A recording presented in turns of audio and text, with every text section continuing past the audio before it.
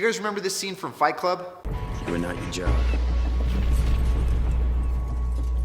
You're not how much money you have in the bank. You're not the car you drive. You're not the contents of your wallet. You're not your fucking khakis. You were the all-singing, all-dancing crap of the world.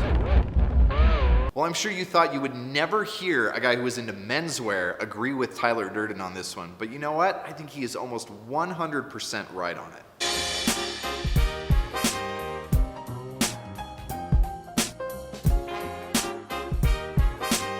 Okay, so before we talk about why he's right, let me talk a little bit about what I don't agree with. And ultimately, it's not all of the things that he tells you that you're not, but it's what he tells you that you are. And part of that is just because obviously what is represented in Fight Club is this kind of Gen X nihilism, and Durden represents that incredibly well. I don't believe in nihilism. It's not a philosophy that I have any sort of affinity for, because I believe in way bigger and better things than just we become the rot and decay of the world.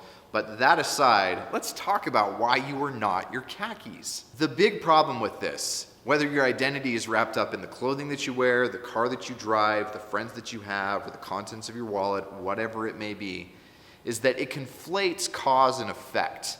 And what he's talking about is sad men who don't have anything else to live for, they don't have anything else to stand for, they don't have anything else to believe in, and so they base their identities entirely on what they consume. And that is the furthest thing from masculinity that you can get. Because you should not be able to go and buy your identity at the mall. Now, this goes hand in hand with some of the things that we've been talking about in previous videos, and it's trying to find the balance between tribe and taste, or finding the right balance between the group and the individual, or these two things that appear to be polar opposites, and finding the right balance between all of them. Now, obviously, if you've been here for more than like 2 videos, you know that I spend a lot of time talking about tribe, how that affects your appearance, how that affects your identity, and ultimately how it affects your reality. But what I don't want you guys to believe is that tribe is the end-all be-all, because individualism is still a huge component of this. And the problem is if it's all tribe and no individual, then you become your khakis. Because if you think about it, you should not be able to just go out and consume or purchase or pick up who it is that you are as a person. What that says about you is that you are not an active agent. You are not a man who goes out and creates things. You're a passive consumer. Your entire identity is not based on what you have internally. It's not based on your internal presence that you project outward into the rest of the world. It's based entirely on what the rest of the world projects inward onto you.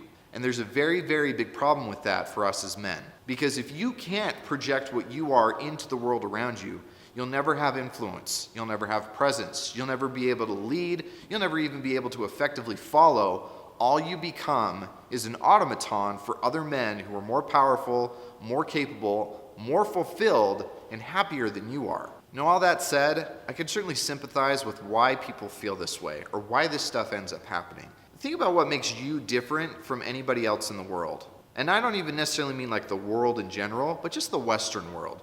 What is it that makes you different from the other people at work, or in another city, or even in another country? Is it something big like the God that you believe in, or your own ideas of what's right and wrong? Is it something that is a little bit more internal, like this is what my goals are and this is what I want the world to look like? And is it really that different from everybody else?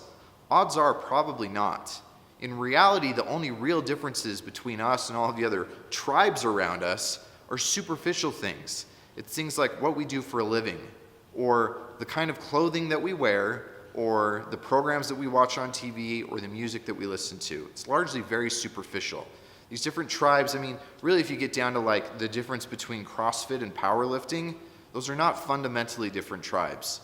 They're just superficially different. Same thing goes with menswear guys who are really into streetwear or really into suiting. There's not that big of a difference between us. Those differences are in degree, not in kind. And so the problem is when we live in a large globalized world where there's no real concrete differences between all the different variations of tribes, all of those differences are superficial, then it becomes incredibly easy to just buy your identity. Because there's no meaning, there's no underlying value to what your tribe is. You can change it as quickly and as often as your taste or your mood changes. There's no loyalty, there's no honor, There's no desire for anything better. It's all just based on what you want to consume, and that's all based on what other people are creating. But what I want you to do as men, what I try to do for myself, what I'm trying to instill in my children, what I'm trying to accomplish with this channel, is helping you understand what your core values are. What are the things that you stand for? It doesn't matter if they're totally different from anybody else or they're totally in lockstep with anybody else. I don't care. But what are your core values? What are the things that make up your internal presence, that make up who you are as a man? And then how do you use your clothing to project that out into the world? You can't do that if your identity is based on external things. You can only do that if it's based on internal things. Now, the thing that most men confuse this for, as far as what Durden was saying, is that they think that what he's saying, or at least the right answer or the right interpretation of what he's saying, is that you shouldn't care at all about your khakis or the car you drive or the contents of your wallet. And I don't agree with that. I think that that kind of stuff absolutely does matter, but it doesn't matter the way that we think it does. Rather than that being the cause and your identity being the effect, your identity should be the cause, and then all of those other things should be the effect. As soon as you get that balance switched up and it's correct, then there's more consistency, there's more congruency, you feel a lot more authentic, you project more authenticity, and you're also way more integrated with the people in your life who actually matter, and you also care a whole lot less about the people in your life who don't actually matter. And so it's a win in all of these situations, that if you start off by doing something internally, you have your own moral code, you have your tribal moral code, you have whatever it is that defines that moral code, you know what that is, and your identity is based around that code. And then from there, you project outward. If you have the balance of that right, you'll always be well dressed, even if other people hate it. You'll be congruent with your tribe, you'll be congruent with yourself, and your clothing and your appearance will always, always be an effective tool